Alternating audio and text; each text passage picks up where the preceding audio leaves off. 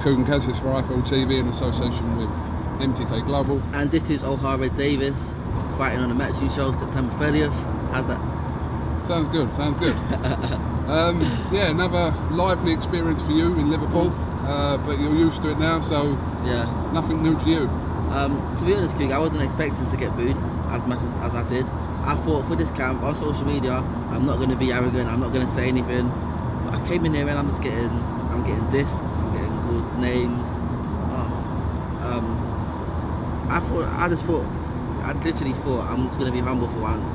I'm not going to talk any trash and all that stuff. But it seems like people's perception of me still hasn't changed. So the old OD might have to come back for the next press conference. What do you think? Well, what I think is that before the press conference started, the room was packed and you called everyone a bum. So it weren't the best way to start things off back in Liverpool. So yeah, I did get cussed first, and then I called them bums afterwards. But they started saying things first. I think it's just like everyone. Like if you say something, then you're gonna get a reaction depending on your action. So I think that I got called a few names and I retaliated, called him a few names back. But I didn't think that I was gonna get called names or anything. So all that stuff all together was all quite shocking. But obviously some of the stuff that you said in the press conference with Terry Matthews when David Hay was fighting Tony Bellew, yeah. Some of them things were a little bit above the mark, I suppose. Yeah, but after the fight, like we shook hands and we made up, like we've had a few tweets to each other. So me and him are on good terms right now. So I thought that the fans would have kind of overlooked what happened because he overlooks it. I thought his fans would really be the same, but they're not. And I'm not sure if I'll be coming back here again. You need to come back here because it's where you're fighting. You know. I forgot about that. Yeah, you're going to have a full week here as well.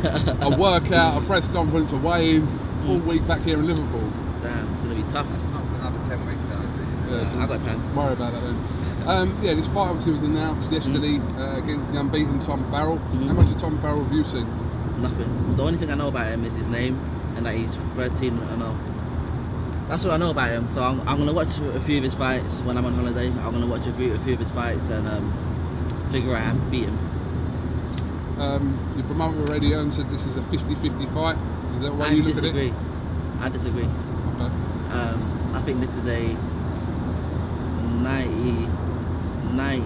94-6 fight. I've got 94% chance of getting a win. The only way I won't win is if I'm injured, if I break a leg, or like if my right hand don't work, then he could win. But apart from that, I'm winning this fight. This is a 60. I mean, it's a 94-6 fight, not a 50-50. Does that make sense? What I just said? Kind of, yeah. You know, Ohara Davies kind of way it made sense. If that makes any sense. Talk about a couple of things here. First of all, was it important for you to just want to get a date so soon after your first defeat of your career? Yeah, I really wanted a date. I remember in a dressing room after my last fight, I said to Eddie, I don't want to come back in a 4 or 6 rounder. He was like, well, I don't intend on doing that anyway. I was like, good, because we're on the same page. I like that. I feel like I made a few mistakes in that camp. I'm not taking anything away from my opponent. He was a good fighter. I've done a few things in that camp. I added a few things on which I shouldn't have. I believe I shouldn't have. And for this camp, I'm going to go back to my old ways, doing what I've always done for all my other fights, and it should be easy working again, like it always is. Going back to the Josh Taylor fight, obviously, have you watched the fight back? Nope, and I'm not going to. Okay. Is there any reason for that? Yeah, because that wasn't me in there. Everyone knows that wasn't the oldie that they know. I got phone calls, what happened to you that night? Was he injured? No, I changed up a few things in my training regime. Not taking anything away from him. A few people disagree. A few people, Eddie even said I've got beat by the better man on the night. On that stuff. So, but I disagree with what a lot of people say. I think I've done a lot of things wrong that camp, and I wasn't sharp, I wasn't fast, and that's all down to what I changed. That's what I believe, and you'll see in my comeback, because I am going to get to the top, and when I get there, everyone will know that that OD wasn't the real OD that we've seen.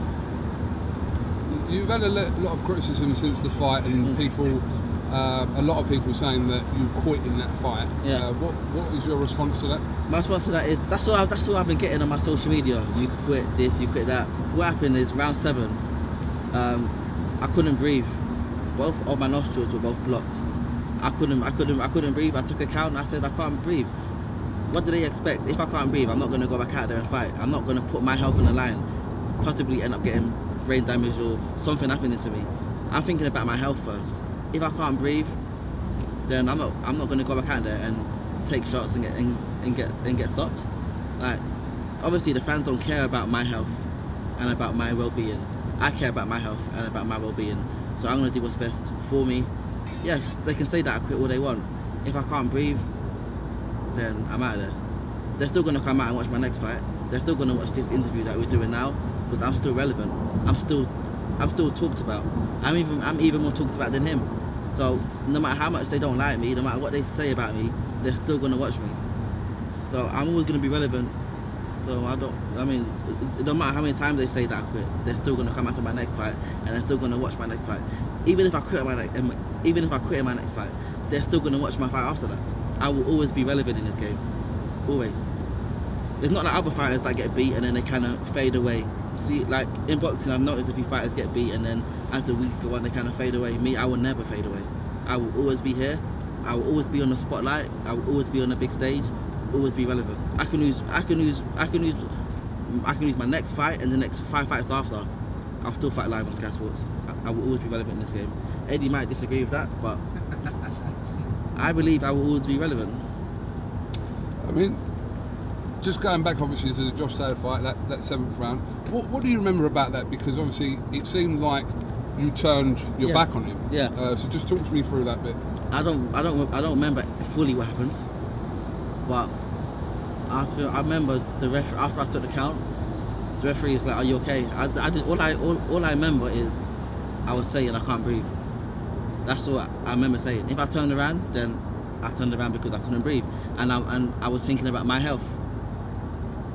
If my brother was in the ring and he can't breathe, I'm like, what are you fighting for? For these people's entertainment, for them to see you go in there and get knocked out? I'm like, nah, forget that, focus on your health first. Don't fight and don't end that fight and live to fight another day, which I have lived to fight another day. In boxing, fighters get injured all the time. It's the guy that fought Nigel Benn, Jerwood McKinnon, he got injured. A few other fighters, Michael Watson, and a few other fighters have been injured in boxing. Fatally sometimes, but I'm not adding to that list. I've got a life to live, and I've got a life to enjoy, which I am enjoying currently. You know, it's a lot of people. They just wanted to see me get knocked out, and I feel like me ending that fight early, I didn't satisfy I didn't satisfy what they wanted to see, because what they wanted to see is me get knocked out, me get stopped, me on the floor.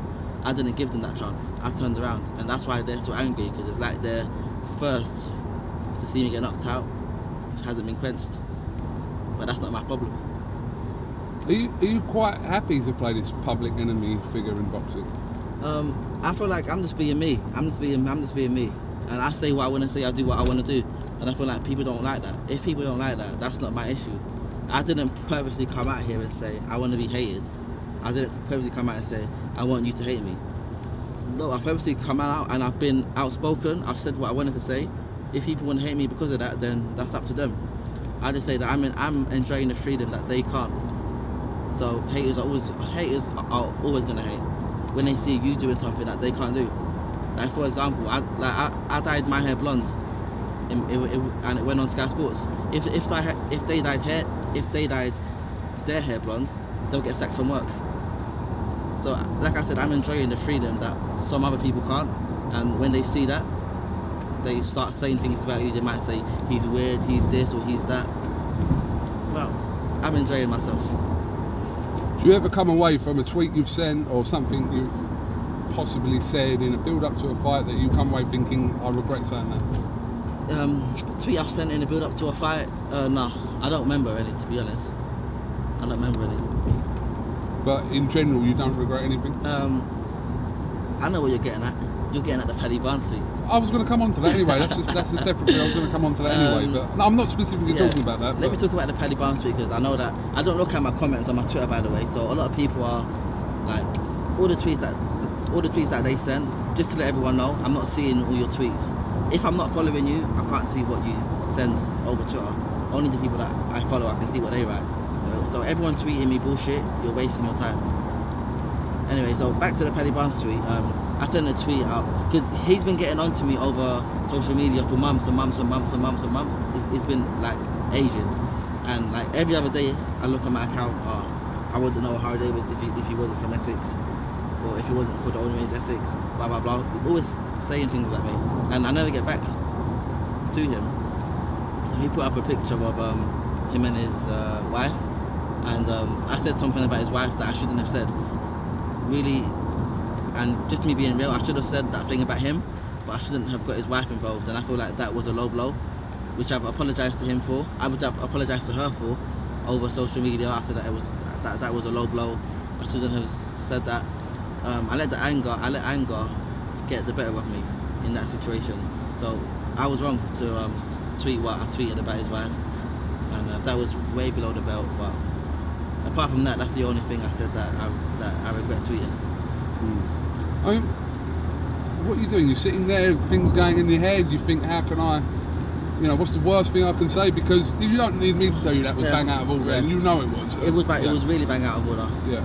But I feel like it was immaturity on my part, also a bit of anger. I've been quite angry, quite annoyed over the tweets that he's been sending over the months, and that was immature of me. I should have, after he sends me a certain tweet, I should send one about him. So I went way below the belt there, talking about his wife. That's just immaturity. I feel like that I can hold up my hands and be like, I was wrong to send that tweet. It was immaturity on my part, and I can hold my hands up and say I was wrong.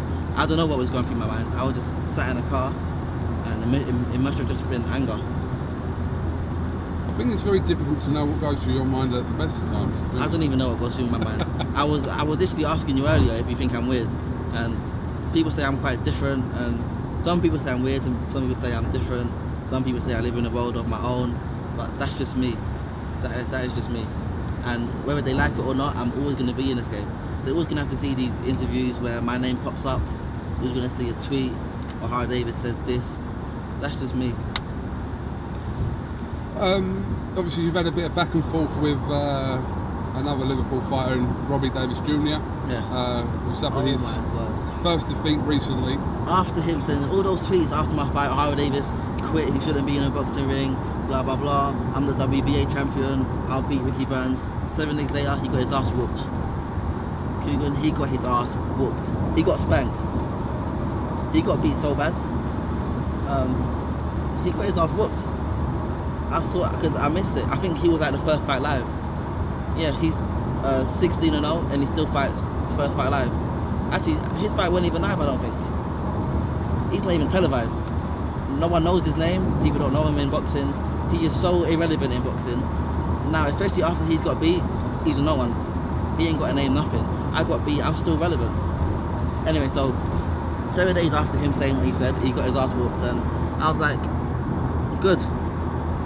Most times I wouldn't say good, but after him saying what he said about me, I'm not good. You got your ass whooped. Now you're not relevant. His boxing career is done.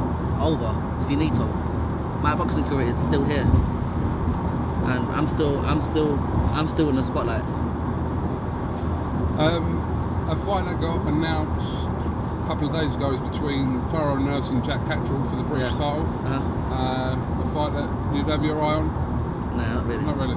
I don't have my eye on a fight. So to me, boxing is just business. It's all about money. I don't care about what belt I'm fighting for, or this or that, or British title, or WBC silver, or WBA. Just tell me how much I'm getting paid, and that's it. So I don't really care about anyone, or if I get paid good to fight anyone, I'll fight them. I haven't got my eye on any fighter. I don't hate anyone. It's just business. We can all be friends. Just tell me how much I'm getting paid to fight, and I'll fight you. And with Nurse, I don't think there's any money in Nurse. Is it in your plan to go for the British or not? No, like I said, I don't care about the belt. I just want to get paid. I don't care about the belts. And Yeah, I feel like when I was young, I was like, yeah, I want to do this, I want to win this belt and win that belt, I want to be like Floyd and have all the gold belts, and now I'm just like, no, I just want money. Because just like that press conference there, I'll go in there, I'm getting called names, I'm getting abused, blah blah. I won't do this stuff if I weren't getting paid for it. Do you think like I would just literally go and kind of volunteer my time to come out here and get booed and get this? Hell no. I'm only doing it because I want money. So I don't mind getting booed. Just buy your ticket to come see me fight. So camp starts yet or not yet? Officially hasn't started yet. I've been in, after my last fight, I went out to the McD's at night time and I had a burger, and for the first time in my life I didn't enjoy it because I don't feel like I deserve it because I didn't win the fight. I feel like if you don't win, don't live like you've won. If you're not a champion, don't walk like you're a champion. Don't live like you're a champion. Don't eat like you're a champion. So I remember being in the McD's, had a Big Mac meal, and I just didn't really enjoy it. So I got back in the gym about 3-4 days later. I've been jogging and stuff, so I'm a bit overweight. Yesterday I was 70 kg on the dot, so I've got a bit of weight to lose, but that will shoot off easily. So camp hasn't officially started yet, but I'm just keeping fit, ticking over. Probably start camp in about 10 days. Okay. Have you got anything else you'd like to add? Yeah, one more thing. Go on. Robbie Davis Jr got his ass whooped. He got his ass spanked. Like what happened? I think he was up on every scorecard, right? And then in round 12, I'm not sure what happened. He got hit with a shot and his life flashed before his eyes. I was like, wow. I see him on the floor and he managed to get up. He was all buckling around. He managed to get up, and then the journeyman came and he threw a few more shots at him, and the fight was done. That guy he thought was like an actual journeyman. I think he was, what was he, 9-0? But you look at who he's fought. The guy's not got a name. He ain't anything. I got beat by a good fighter. He got beat by a journeyman. There's a big difference between me and him. He don't deserve to have my surname. He don't. And you know, I think he should go to the passport office and change his name on his passport.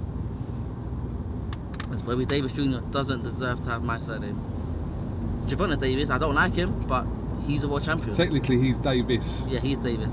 But it's all pronounced the same. It's all pronounced the same. Even though it's spelled a bit different, it's all pronounced the same. So he's a world champion, so I can't say anything.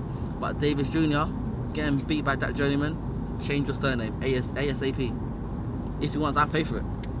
I would take him there myself and say, this guy needs to change his surname. He don't deserve it. Not at all. So I know that he's probably going to see this or hear about this, what I'm saying. So yeah, don't make a comeback, because no one wants to see him fight ever again. Your career's done. He's only getting exposure because I'm now saying his name. So I'm actually helping him. I know. I shouldn't, but I shouldn't really help him. Okay, let's change the subject. I don't want to talk about this bum no more. Alright, have you got anything else you'd like to add? Nah, I'm good. Okay. Ohara Davies, thank you very much for talking to IFL TV. Enjoy your break, and we'll catch up with you when you're back. Have a toast to Robbie Davis Jr. career ending. Peace.